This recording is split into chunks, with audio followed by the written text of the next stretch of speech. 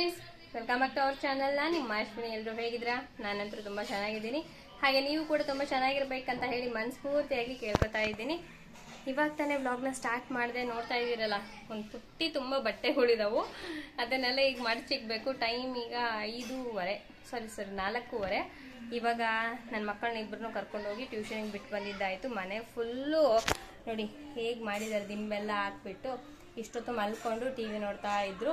ಆಮೇಲೆ ಸ್ವಲ್ಪ dry fruits ಎಲ್ಲ ಕೊಟ್ಟಿದ್ದಕ್ಕೆ ತಿಂದ್ಬಿಟ್ಟು ಹಂಗೆಲ್ಲ ಅಳ್ದಿದ್ದಾರೆ. ಇದೆಲ್ಲ ಫುಲ್ ಅಳ್ದಿದ್ದಾರೆ. ಇವಾಗ ಇದನ್ನೆಲ್ಲ ಸರಿ ಮಾಡ್ಕೋಬೇಕು. ಹಾಗೆ ಆವಾಗಲೇ ಪಾತ್ರೆ ಎಲ್ಲ ತೊಳೆದಿಕ್ಕಿದೆ, ಅದೆಲ್ಲ ಜೋಡಿಸ್ಕೋಬೇಕು. ಸೊ ವಿಡಿಯೋ ಕಂಟಿನ್ಯೂ ಆಗುತ್ತೆ ನೋಡಿ. ಹಾಗೆ ಈ ವಿಡಿಯೋ ನಿಮ್ಗೆ ಸ್ವಲ್ಪನಾದ್ರೂ ಇಷ್ಟ ಆದರೆ ಒಂದು ಲೈಕ್ ಕೊಡೋದನ್ನು ಮಾತ್ರ ಮರಿಬೇಡಿ. ಬನ್ನಿ. ಈಗ ಬಟ್ಟೆಗಳೆಲ್ಲ ನೋಡಿದ್ರಲ್ವ, ಇಷ್ಟೊಂದು ಬಟ್ಟೆಗಳಿದ್ದವು. ಇದೆಲ್ಲದನ್ನು ಕೂಡ ಮಡಚಿ ಎಲ್ಲ ಜೋಡಿಸಿಕ್ಬೇಕು. ನನಗೆ ತುಂಬ ಅಂದರೆ ತುಂಬ ಕಷ್ಟದ ಕೆಲಸ, ತುಂಬ ಇರಿಟೇಟೆಡ್ ಆಗೋವಂಥ ಕೆಲಸ ಅಂದರೆ ಇದೇನೆ. ಏನು ಕೆಲಸ ಬೇಕಾದ್ರೂ ಮಾಡ್ತೀನಿ, ಎಷ್ಟು ಬೇಕಾದರೂ ಮಾಡ್ತೀನಿ. ಆದರೆ ಬಟ್ಟೆನ ಜೋಡಿಸೋದು, ಮಡಚಿಕ್ಕೋದು ಅಂದರೆ ನಿಜವಾಗ್ಲೂ ನನಗೆ ಸಖತ್ ಕಷ್ಟನೇ ಅಂತ ಅನಿಸುತ್ತೆ. ಅದರಲ್ಲೂ ಇಷ್ಟೊಂದು ಬಟ್ಟೆಗಳಿದಾವೆ. ಇದೆಲ್ಲದನ್ನು ಕೂಡ ಮಡಚಿ ಎಲ್ಲದನ್ನು ಸರಿ ಮಾಡಿ ಇಕ್ಕೋಷ್ಟರಲ್ಲಿ ಮುಗಿಯಿತು ನನ್ನ ಕತೆ. ನನಗಂತೂ ಸಾಕಂತ ಅನಿಸುತ್ತೆ. ಅದರಲ್ಲಿ ಇವಾಗ ಇಬ್ಬರನ್ನೂ ಟ್ಯೂಷನಿಗೆ ಕಳಿಸಿರೋದ್ರಿಂದ ಅವ್ರು ಬರೋಷ್ಟರಲ್ಲೇ ಇದಿಷ್ಟು ಕ್ಲೀನ್ ಮಾಡಿ ಇಟ್ಕೋಬೇಕು. ಹಾಗೆ ಮನೆಯೆಲ್ಲ ಕ್ಲೀನ್ ಮಾಡ್ಕೋಬೇಕು. ಇಲ್ಲ ಅಂತ ಹೇಳಿದರೆ ಅವರು ನನ್ನ ಜೊತೆ ಸೇರಿಕೊಂಡು ಮುಗಿದ ಕೆಲಸ ಮಾತ್ರ ಸಾಗೋದಿಲ್ಲ, ಇನ್ನು ಎಕ್ಸ್ಟ್ರಾ ಕೆಲಸಗಳು ಆ್ಯಡ್ ಆಗ್ತಾ ಹೋಗ್ತಾ ಇರ್ತವೆ. ಅದಕ್ಕೋಸ್ಕರ ಸ್ವಲ್ಪ ಫಾಸ್ಟಾಗಿ ಎಲ್ಲ ಬಟ್ಟೆಗಳನ್ನೂ ಕೂಡ ಮಡಚಿಕ್ತಾ ಇದ್ದೀನಿ. ಫಸ್ಟು ಸ್ಯಾರಿ ನಾನು ಹಿಂಗಂದರೆ ಒಣಗಾಕ್ಬೇಕಾದ್ರೆ ನೀಟಾಗೆಲ್ಲ ಮುಕ್ಕಾಲು ಭಾಗ ಮಡಚಿಕ್ಕಿರ್ತೀನಿ. ಇನ್ನು ಕಾಲು ಭಾಗ ಅಷ್ಟೇ ಒಣಗಿರೋದನ್ನ ತೊಗೊಂಡು ಈ ರೀತಿ ಮಡಿಸ್ತೀನಿ. ಅದು ಸ್ವಲ್ಪ ಈಸಿ ಅಂತ ಅನಿಸುತ್ತೆ. ಆಮೇಲೆ ಟೀ ಶರ್ಟ್ಸು ಅವೆಲ್ಲದನ್ನು ಕೂಡ ಎಲ್ಲರದ್ದು ಕೂಡ ಸಪ್ರೇಟಾಗಿ ಮಡಚಿಕ್ಬಿಡ್ತೀನಿ. ಆ ಥರ ಸಪ್ರೇಟಾಗಿ ಮಡಚಿಕ್ಕೋದ್ರಿಂದ ನಾವು ಒಂದು ಸಲನೇ ಅದನ್ನೆಲ್ಲ ತೊಗೊಂಡ್ಬಿಟ್ಟು ಅವ್ರವ್ರ ಬಟ್ಟೆಗಳಲ್ಲಿ ಅದನ್ನ ಇಕ್ತಾ ಹೋಗ್ಬೋದು. ಇಲ್ಲ ಅಂದರೆ ನಾವೆಲ್ಲದನ್ನು ಮಿಕ್ಸಪ್ ಮಾಡಿಬಿಟ್ರೆ ನಮಗೆ ಅದನ್ನು ಮತ್ತೆ ತೆಗಿಯೋದು ಇಕ್ಕೋದು ಕಷ್ಟ ಆಗುತ್ತೆ. ಅದಕ್ಕೋಸ್ಕರ ನಾನು ಸಪ್ರೇಟಾಗಿ ಎಲ್ಲದನ್ನು ಕೂಡ ನೋಡಿ, ಇವಾಗ ನನ್ನ ಬಟ್ಟೆಗಳು ಬೇರೆ, ನಮ್ಮ ಅಮ್ಮನ ಬೇರೆ, ಮತ್ತು ಭ್ರಮರನ್ ಬೇರೆ, ಅಜಯ್ದು ಬೇರೆ, ನಮ್ಮ ಮನೆಯವ್ರದ್ದು ಬೇರೆ, ಈ ರೀತಿ ಸಪ್ರೇಟಾಗಿ ಫೋಲ್ಡ್ ಮಾಡಿ ಇಕ್ತಾ ಇದ್ದೀನಿ. ಈ ರೀತಿ ಫೋಲ್ಡ್ ಮಾಡಿ ಇಕ್ತೀನಿ ನಾನು.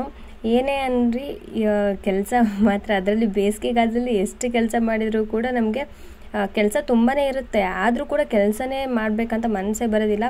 ರೆಸ್ಟ್ ತೊಗೋಬೇಕಂತ ಅನ್ನಿಸ್ತಾ ಇರುತ್ತೆ. ಅಷ್ಟೊಂದು ಒಂಥರ ಸೆಕೆ ಎಲ್ಲ ಆಗ್ತಾ ಇರುತ್ತೆ. ಅದರಲ್ಲಿ ಕೂಡ ನಮ್ಮ ಮನೇಲಿ ಏನಾದರೂ ಕೆಲಸ ಮಾಡಬೇಕಂದ್ರೆ ಅದು ಹರಸಾಹಸ ಅಂತಲೇ ಹೇಳ್ಬೋದು. ಅದರಲ್ಲಿ ಸೀಟಿನ ಮನೆ ಅಲ್ವಾ ನಮ್ಮದು, ಹಾಗಾಗಿ ಕೆಲಸ ಮಾಡೋಕ್ಕೆ ಮನಸ್ಸಾಗೋದಿಲ್ಲ. ಏನಂದ್ರೂ ಬೆಳಗ್ಗೆ ಟೈಮಲ್ಲಿ ಅಂದರೆ 10-11 ಗಂಟೆ ಒಳಗಡೆ ಕೆಲಸ ಮಾಡ್ಕೋಬೇಕು. ಅದಾದಮೇಲೆ ನಾನು ಕೆಲಸ ಮಾಡ್ಕೋತೀನಿ ಫುಲ್ ಅಂತ ಹೇಳಿದರೆ ಆಗೋದೇ ಇಲ್ಲ. ಫುಲ್ಲೆಲ್ಲ ಮೈ ಎಲ್ಲ ತೊಯ್ದೋಗಿರ್ತೈತಿ, ಅಷ್ಟು ನಾವು ಬೇವಿತೀವಿ. ಅದಕ್ಕೋಸ್ಕರ ನಾನು ಜಾಸ್ತಿ 10-11 ಗಂಟೆ ಒಳಗಡೆ ಇಟ್ಕೋತೀನಿ. ಈ ರೀತಿ ಏನು ಬಟ್ಟೆಗಳೆಲ್ಲ ಮಡಚಿಕ್ಕೋದು ಅವೆಲ್ಲ ಬೇರೆ ಎಕ್ಸ್ಟ್ರಾ ಕೆಲಸ ಇದ್ದರೆ ಅದನ್ನು ಸಂಜೆ ಟೈಮಲ್ಲಿ ಇಟ್ಕೊತೀನಿ. ನನ್ನ ಮಕ್ಕಳನ್ನ ಟ್ಯೂಷನಿಗೆ ಕಳಿಸಿ ಅದಾದಮೇಲೆ ಈ ಕೆಲಸಗಳನ್ನ ಮಾಡ್ಕೋತೀನಿ. ಒಂದೇ ಸಲ ಅವ್ರ ಜೊತೆಗೆ ನಾನು ನೋಡ್ಕೋತಾ ಅವ್ರನ್ನ ಸುಧಾರಿಸ್ಕೊಂಡು ಮಾಡೋದು ಸ್ವಲ್ಪ ಕಷ್ಟನೇ ನನಗೆ. ಹಾಗಾಗಿ ನಾನು ಅವ್ರು ಇಲ್ಲದೇ ಇರೋ ಟೈಮಲ್ಲಿ ಈ ಕೆಲಸ ಮಾಡ್ಕೋತೀನಿ. ಅವ್ರು ಇರೋ ಟೈಮಲ್ಲಿ ಅವ್ರಿಗೆ ಟೈಮ್ ಕೊಡ್ತೀನಿ. ಇಲ್ಲ ಅಂತ ಹೇಳಿದರೆ ಅವ್ರಿಗೆ ಟೈಮ್ ಕೊಡ್ದೇ ನಾವು ಈ ಕೆಲಸ ಮಾಡ್ಕೋತಾ ಅವರು ಸ್ವಲ್ಪ ಗಲಾಟೆ ಮಾಡ್ತಿರ್ತಾರೆ. ಆ ಟೈಮಲ್ಲಿ ಅವ್ರಿಗೆ ಬೈಯೋದು, ಹೊಡೆಯೋದು ಹಂಗೆಲ್ಲ ಮಾಡ್ತೀವಿ. ಅದ್ರ ಬದಲು ಅವ್ರಿಗೂ ಅವ್ರದ್ದೇ ಆದಂಥ ಟೈಮ್ ಕೊಟ್ಬಿಟ್ಟು ಅವರು ಟ್ಯೂಷನಿಗೆ ಅಥವಾ ಏನಾದರೂ ಆಟ ಆಡೋ ಟೈಮಲ್ಲಿ ನಾವು ಈ ರೀತಿ ಕೆಲಸ ಮಾಡಿಕೊಂಡ್ರೆ ನಮಗೂ ಕೂಡ ಸ್ವಲ್ಪ ಫ್ರೀ ಅನಿಸುತ್ತೆ. ಮಕ್ಕಳು ಕೂಡ ಖುಷಿಯಾಗಿರ್ತಾರೆ, ನಾವು ಕೂಡ ನಿಧಾನಕ್ಕೆ ನಮ್ಮ ಕೆಲಸ ನಾವು ಮಾಡ್ಕೋಬೋದು. ಅದಕ್ಕೋಸ್ಕರ ಹಿಂಗೆ ಮಾಡಕತ್ತೀನಿ. ಇವಾಗ ಅಮ್ಮನ ಬಟ್ಟೆಗಳೆಲ್ಲ ಮಡಚಿ ಸಪ್ರೇಟಾಗಿ ಎತ್ತಿಡಕತ್ತೀನಿ. ಇದೆಲ್ಲದನ್ನು ಕೂಡ ಇವಾಗ ಏನು ಮಡಚಿಕ್ಕಿದ್ದೀನೋ ಅದನ್ನೆಲ್ಲ ಅವ್ರವ್ರ ಬಟ್ಟೆಗಳು ಬ್ಯಾಗ್ಗಳಲ್ಲಿ ಅದೆಲ್ಲ ಎತ್ತಿಕ್ಬೇಕು. ಅದೊಂದು ಟಬ್ ಆ ಥರ ನಾನು ಇಟ್ಕೊಂಡ್ಬಿಟ್ಟಿದ್ದೀನಿ. ಬಟ್ಟೆ ಎಲ್ಲ ಒಣಗಿಸಿ ಅದರೊಳಗಡೆ ಹಾಕಿಕ್ಕಿರ್ತೀನಿ. ಒಂದು ಸಲ ಕುತ್ಕೊಂಡು ಎಲ್ಲ ಮಡಚಿಬಿಡ್ತೀನಿ. ಅಂದರೆ 2 ದಿನ 3 ದಿನದ ಬಟ್ಟೆಗಳೆಲ್ಲ ಅಲ್ಲ, ಅದು ಬೆಳಗ್ಗೆ ಟೈಮಲ್ಲಿ ಒಣಗ್ಸೋಕ್ಕಂತ ಹಾಕಿರ್ತೀವಲ್ವ, ಅದೇ ಬಟ್ಟೆಗಳ್ನ ನಾನು ಆ ರೀತಿ ಒಣಗಿದ ತಕ್ಷಣ ತೊಗೊಂಬಂದು ಒಳಗಡೆ ಡಬ್ಬದೊಳಗಡೆ ಹಾಕ್ತಾ ಇರ್ತೀನಿ. ಇವಾಗ ಟೀ ಮಾಡೋದಕ್ಕೆ ಇಟ್ಟಿದ್ದೆ. ಟೀ ಆಯಿತು. ಟೀ ಆಗೋಷ್ಟರಲ್ಲೇ ಬೇಗ ಕಸ ಗೂಡಿಸ್ಬಿಟ್ಟು ತಲೆಗಿಲೆಲ್ಲ ಬಾಚ್ಕೊಂಡು ಮುಖ ತಕ್ಕೊಂಡು ದೇವ್ರಿಗೆ ದೀಪ ಹಚ್ಚಿ ಅದಾದಮೇಲೆ ಟೀ ಎಲ್ಲ ಆಯ್ತಲ್ಲ, ಇವಾಗ ಕುತ್ಕೊಂಡು ಟೀ ಕುಡಿಯೋಣ ಅಂತ ಹೇಳಿ ಟೀ ಸೋಸ್ಕೊತಾ ಇದ್ದೀನಿ. ಇವಾಗ ಕುತ್ಕೊಂಡು ಟೀ ಕುಡಿಬೇಕು. ಅಮ್ಮ ಕೂಡ ಇನ್ನೂ ಬಂದಿಲ್ಲ.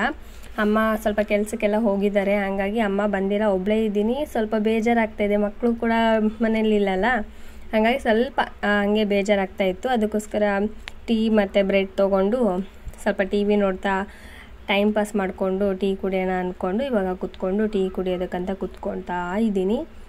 ಈ ರೀತಿ ಇರುತ್ತೆ ನಮ್ಮ ಮನೆಯಲ್ಲಿ. ಒಂದೊಂದ್ಸಲ ಎಲ್ಲರೂ ಇದ್ದಾಗ ಏನಪ್ಪ ಇಷ್ಟೊಂದು ತಲೆ ಹರಟೆ ಮಾಡ್ತಾರೆ, ಇಷ್ಟೊಂದೆಲ್ಲ ಗಲಾಟೆ ಆಗ್ತಾ ಇರುತ್ತಲ್ಲ ಮನೇಲಿ ಅಂತ ಅನಿಸುತ್ತೆ. ಒಂದೊಂದ್ಸಲ ಯಾರು ಇಲ್ಲದೆ ಇದ್ದಾಗ ಅಯ್ಯೋ ಯಾರೂ ಇಲ್ಲ, ನಾವು ಒಬ್ಬರೇ ಇದ್ದೀವಲ್ವಾ ಹೆಂಗಪ್ಪ ಅಂತ ಅನಿಸುತ್ತೆ. ಅವಾಗ ಬೇಜಾರಾಗ್ತಾ ಇರುತ್ತೆ. ಎಷ್ಟು ಟಿ ವಿ ನೋಡ್ತೀವಿ ಹೇಳ್ರಿ, ನೋಡಿ ನಮಗೆ ಬೇಜಾರಾಗ್ಬಿಡ್ತೈತಿ. ನನಗಂತೂ ಜಾಸ್ತಿ ಟಿ ವಿ ನೋಡೋಕೆ ಮನಸ್ಸಿರಲ್ಲ. ನಾನು ಟಿ ವಿನ ಅಷ್ಟೊಂದು ಕೂಡ ನೋಡೋದಿಲ್ಲ. ಅದರಲ್ಲಿ ಇವಾಗ ನೋಡಕತ್ತೀನಿ, ಏನಕ್ಕಂದರೆ RCB ಮ್ಯಾಚ್ ಎಲ್ಲ ನಡೀತಿದ್ದಾವಲ್ಲ, ಅದಕ್ಕೋಸ್ಕರ ನಾನು ನೋಡ್ತಾ ಇದ್ದೀನಿ RCB ಮ್ಯಾಚನ್ನು. ಪ್ರತಿ ಅವರು ಮ್ಯಾಚ್ನ ನಾನು ಮಿಸ್ ಮಾಡದೆ ನೋಡಕತ್ತೀನಿ. ಒಂದ್ಸಲ ಸೋತಾಗ ಬೇಜಾರಾಗತ್ತಿ, ಒಂದೊಂದ್ಸಲ ಅವ್ರು ಗೆದ್ದಾಗ ಫುಲ್ ಖುಷಿಯಾಗುತ್ತೆ. ಆದರೂ ಕೂಡ ಮ್ಯಾಚ್ ನೋಡೋದಕ್ಕೆ ತುಂಬ ಇಷ್ಟ ಆಗತ್ತೆ ನನಗೆ, ಅದೊಂದು ನೋಡ್ತಾ ಇರ್ತೀನಿ. ಮತ್ತು ಏನಾದರೂ ಸಂಜೆ ಟೈಮಲ್ಲಿ ಅಂದರೆ ದೇವ್ರ ಹಾಡುಗಳ್ನ, ದೇವ್ರ ಶ್ಲೋಕ ಅವೆಲ್ಲ ಬರ್ತಿರ್ತಾವಲ್ವ, ಅದನ್ನು ಕೇಳ್ಕೊತ ಕೂತ್ಕೊಂಡು ಟೀ ಕುಡಿಯೋದು. ಇಲ್ಲ ಅಂದರೆ ಸ್ವಲ್ಪ ಏನಾದರೂ ಸೀರಿಯಲ್ಲು ಆ ಥರ ಬಂದರೆ ನೋಡ್ತೀನಿ. ಅಂದರೆ ಡೈಲಿ ನೋಡಲೇಬೇಕು ನಾನು ಸೀರಿಯಲ್ ಅನ್ನೋ ರೀತಿ ನೋಡಲ್ಲ. ನನ್ನ ಮಗಳು ತುಂಬಾ ಅಟ್ಯಾಚ್ ಆಗಿಬಿಟ್ಟಿದ್ಲು ಲಕ್ಷ್ಮೀ ಬಾರಮ್ಮ ಸೀರಿಯಲ್ಲು ಅದೆಲ್ಲ ನೋಡೋದಕ್ಕೆ. ಬಟ್ ಇವಾಗ ಅವಳು ಕೂಡ ನೋಡೋದಿಲ್ಲ. ನಾವೇನಾದರೂ ಮ್ಯಾಚ್ ಎಲ್ಲ ಹಾಕ್ಕೊಂಡಿದ್ರೆ ಅವಳು ಬಂದು ಕೂತ್ಕೊಂಡು ನಮ್ಮ ಜೊತೆ ನೋಡ್ಕೊಂಡು ಎಂಜಾಯ್ ಮಾಡ್ತಿರ್ತಾಳೆ. ನನ್ನ ಮಗ ಕೇಳ್ತಿರ್ತಾನೆ, ಅಮ್ಮ ನಾನು ಯಾವಾಗೆ ಕ್ರಿಕೆಟರ್ ಆಗೋದು ಹೇಳು ಅಂತಂದು. ನೀನು ದೊಡ್ಡವನಾಗು ಆಗುವಂತೆ, ನಿನ್ಗೆ ಏನು ಇಷ್ಟ ಆಗುತ್ತೋ ಅದು ಆಗುವಂತೆ ಅಂತ ಹೇಳಿದ್ದೀವಿ. ಅವ್ರವ್ರ ಇಷ್ಟ ಇವಾಗ ಹೇಳ್ತಾರೆ, ನೆಕ್ಸ್ಟ್ ಅವ್ರು ದೊಡ್ಡವರಾದ್ಮೇಲೆ ಅವ್ರ ಒಪಿನಿಯನ್ನೇ ಚೇಂಜ್ ಆಗಿಬಿಟ್ಟಿರುತ್ತೆ. ಅದಕ್ಕೆ ಅವರು ನಿಮ್ಮ ಇಷ್ಟಪ್ಪ, ನೀವು ದೊಡ್ಡವರಾಗ್ರಿ, ಚೆನ್ನಾಗಿ ಓದ್ಕೊಳ್ರಿ, ಆಮೇಲೆ ನೋಡೋಣ ಅಂತ ಅಂದಿನಿ. ಹ್ಞೂ ಅಂತಂದರು ಅವರು ಕೂಡ. ಇವಾಗ ಟೀ ಬ್ರೆಡ್ ನಂಗೆ ತುಂಬ ಇಷ್ಟ. ಇದು ವರ್ಕಿ ಬ್ರೆಡ್ ಅಂತ ಹೇಳಿ ಕರಿತೀವಿ ನಮ್ಮೂರಲ್ಲೆಲ್ಲ. 2 ರೂಪಾಯಿಗೆ ಒಂದು ಬ್ರೆಡ್. ಇದು ಸಾಫ್ಟ್ ಬ್ರೆಡ್ಡು ಬರುತ್ತೆ, ಅಂದರೆ ಅದನ್ನು ಬನ್ ಬ್ರೆಡ್ ಅಂತ ಎಲ್ಲ ಕರಿತೀವಲ್ವ, ಅದು ಸಿಗುತ್ತೆ. ಆದರೂ ನಂಗೆ ಅಷ್ಟೊಂದು ಅದು ಇಷ್ಟ ಆಗಲ್ಲ. ಇದು 2 ರೂಪಾಯಿ ವರ್ಕಿ ಬ್ರೆಡ್ ಆದ್ರೂ ನಂಗೆ ತುಂಬ ಇಷ್ಟಪಟ್ಟು ತಿಂತೀನಿ. ಇದು ಏನಂದರೆ ನೈಟ್ ಅಮ್ಮ ಎಕ್ಕೆ ಹೂವನ್ನ ತೊಗೊಂಬಂದಿದ್ರು, ಅದರಲ್ಲಿ ದೇವ್ರಿಗೆ ಹಾರ ಮಾಡೋಣ ಅಂತ ಹೇಳಿಬಿಟ್ಟು ಕೂತ್ಕೊಂಡು ದೇವ್ರಿಗೆ ಹಾರ ಮಾಡ್ತಾಯಿದ್ದೀನಿ. ಯಾಕೆನೋ ಕಾಲು ತುಂಬ ಪೇನ್ ಆಗ್ತಾಯಿತ್ತು, ಇಮಿಡಿ ಮತ್ತು ಫುಲ್ ಕಾಲೆಲ್ಲ ತುಂಬ ನೋಯ್ತಾ ಇತ್ತು. ಅದಕ್ಕೋಸ್ಕರ ಕಾಲು ಚಾಚ್ಕೊಂಡು ಹಂಗೆ ಹೂವು ಏರಿಸ್ತಾ ಕೂತಿದ್ದೀನಿ. ಹೆಂಗಿದ್ರು ವಿಘ್ನೇಶ್ವರಂದು ವಿಗ್ರಹ ಎಲ್ಲ ಇದ್ದಾವಲ್ಲ, ಎಕ್ಕಿ ಹೂವು ತುಂಬ ಇಷ್ಟ ವಿಘ್ನೇಶ್ವರಂಗೆ ಎಲ್ಲ, ಅದಕ್ಕೋಸ್ಕರ ಹಾರ ಮಾಡ್ತಾಯಿದ್ದೀನಿ. ನಾಳೆ ಬೆಳಗ್ಗೆ ಪೂಜೆ ಮಾಡೋದಕ್ಕೂ ಕೂಡ ಆಕ್ಕತಿ ಅಂತ ಹೇಳಿ. ಹಾಗೇನೂ ಕೂಡ ಮುಡಿಸ್ಬೋದು ಎಕ್ಕಿ ಹೂವನ್ನು ತಗೊಂಡು, ಅದ್ರ ಬದಲು ಈ ರೀತಿ ಹಾರ ಮಾಡಿ ಮುಡಿಸಿದ್ರೆ ಚೆನ್ನಾಗಿ ಕಾಣ್ತೈತಿ ಅಂತ ಹೇಳ್ಬಿಟ್ಟು ನಾನು ಹಾರದ ಥರ ಮಾಡಕತ್ತೀನಿ. ಸ್ವಲ್ಪ ಫಾಸ್ಟಾಗಿ ಮಾಡ್ತಾ ಇದ್ದೀನಿ. ಆದರೂ ಕೂಡ ಸ್ವಲ್ಪ ನೋಡ್ಕೊಂಡು ಮಾಡಬೇಕು, ಇಲ್ಲಾಂದರೆ ಕೈಗೆ ಸರಿಯಾಗಿ ಚುಚ್ಕೊಂಡ್ರೆ ಮಾತ್ರ. ಅದಕ್ಕೋಸ್ಕರ ಸ್ವಲ್ಪ ನೋಡ್ತಾ ಇದ್ದೀನಿ. ಮತ್ತು ನಮ್ಮನೇಲಿ ಪುಟ್ಟ ವಿಗ್ರಹಗಳೆಲ್ಲ ಇದ್ದಾವಲ್ಲ, ಅದಕ್ಕೂ ಕೂಡ ಹಾರ ಮಾಡಬೇಕಿತ್ತು. ಅದಕ್ಕೋಸ್ಕರ ನೋಡಿಕೊಂಡು ಅವಕ್ಕೆ ಸೈಜೆಲ್ಲ ನಂಗೆ ಗೊತ್ತಾಗ್ತಾ ಇರುತ್ತಲ್ವ, ಇಷ್ಟು ಸೈಜಿಗೆ ಇಷ್ಟು ಅಂದರೆ ಒಂದು ರೌಂಡ್ ಸಾಕು. ಒಂದು 4-5 ಹೂವು ಏರಿಸಿದ್ರೆ ಒಂದು ಸಣ್ಣ ವಿಗ್ರಹಗಳಿಗೆ ಹಾಕೋ ಅಂತ ಹೇಳಿ ನೋಡಿಕೊಂಡು ಅದನ್ನ ಏರಿಸ್ತಾ ಇದ್ದೀನಿ. ನನ್ನ ಮಗಳು ಬಂದು ನಾನು ಇದು ಮಾಡ್ತೀನಮ್ಮ, ಹಾರ ಮಾಡ್ತೀನಿ ಅಂತ ಕೇಳಿದ್ಲು. ನಾನು ಬೇಡ ಅಂತ ಹೇಳಿದೆ, ಯಾಕಂದರೆ ಎಕ್ಕಿ ಹಾಲು ಇರುತ್ತಲ್ಲ, ಅಕಸ್ಮಾತ್ ಏನಾದರೂ ಕಣ್ಣಿಗೆ ಏನಾದರೂ ಸಿಡಿದಿತ್ತು ಅನ್ನೋದು ಒಂದು ಸ್ವಲ್ಪ ಭಯ ನನಗೆ. ಹಾಗಾಗಿ ಮಕ್ಕಳನ್ನೇನು ಹತ್ರ ಬಿಟ್ಕೊಂಡಿಲ್ಲ, ನಾನೊಬ್ಬಳೇ ಕೂತ್ಕೊಂಡು ಹಾರ ಮಾಡ್ತಾ ಕೂತಿದ್ದೀನಿ ನೋಡಿರಿ. ಇನ್ನು ಸ್ವಲ್ಪ ಇದಾವೆ ಹೂವು, ಮತ್ತು ಬಿಡಿ ಹೂವು ಎಲ್ಲ ತಂದಿದ್ರಮ್ಮ, ಮತ್ತು ಬಿಡಿ ಹೂವು ಎಲ್ಲ ಕಟ್ಬಿಟ್ಟು ಇದು ಎಕ್ಕಿ ಹೂವನ್ನು ಕೂಡ ಇದ್ವಲ್ಲ, ಅದನ್ನು ಕೂಡ ನಾನಿಲ್ಲಿ ಪೋಣಿಸ್ತಾ ಇದ್ದೀನಿ.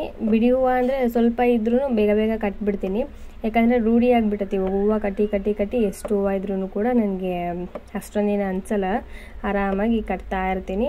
ಇಲ್ಲಿ ದೇವರ ಒಂದು ಶ್ಲೋಕ ಹಾಕ್ಕೊಂಡು ನಾನು ಹೂ ಕಟ್ಕೊಂತ ಕುಂತಿದ್ದೀನಿ. ಅದೊಂದು ರೀತಿ ಟೈಮ್ ಪಾಸ್ ಆಕತಿ. ಮತ್ತು ಇನ್ನೊಂದು ಕಡೆ ನಮಗೆ ಆ ದೇವ್ರ ಹಾಡು ಕೂಡ ಕಲ್ತಂಗೆ ಆಕತಿ. ಇನ್ನೊಂದು ನಮಗೆ ಒಂದು ರೀತಿ ಅದು ಮೈಂಡ್ ಫ್ರೆಶ್ ಅಂತ ಅನಿಸುತ್ತೆ ನನಗೆ. ಹಾಗಾಗಿ ನಾನು ಜಾಸ್ತಿ ದೇವ್ರ ಹಾಡು, ದೇವ್ರ ಶ್ಲೋಕ ಈ ಥರ ಕೇಳೋದು ಜಾಸ್ತಿ. ಫಿಲಮ್ ಹಾಡುಗಳಿಗಿಂತ ಜಾಸ್ತಿ ನಾನು ಇದನ್ನೇ ಕೇಳ್ತಿರ್ತೀನಿ. ಹಾಗಾಗಿ ನಮ್ಮ ಮನೆಯಲ್ಲಿ ಒಂದು ಪೆನ್ ಡ್ರೈವ್ ತೊಗೊಂಡು ಅದರಲ್ಲೆಲ್ಲ ಹಾಡೆಲ್ಲ ತುಂಬಿಸಿ ಶ್ಲೋಕ ಎಲ್ಲ ತುಂಬಿಸಿ ಇಟ್ಕೊಂಡ್ಬಿಟ್ಟಿದ್ದೀನಿ. ಅಕಸ್ಮಾತ್ ಟಿ ವಿಲಿ ಏನಾದರೂ ಬರದೇ ಇರೋ ಟೈಮಲ್ಲಿ ಅದನ್ನು ಹಾಕ್ಕೊಂಡು ಕೇಳ್ತಾ ಇರ್ತೀನಿ.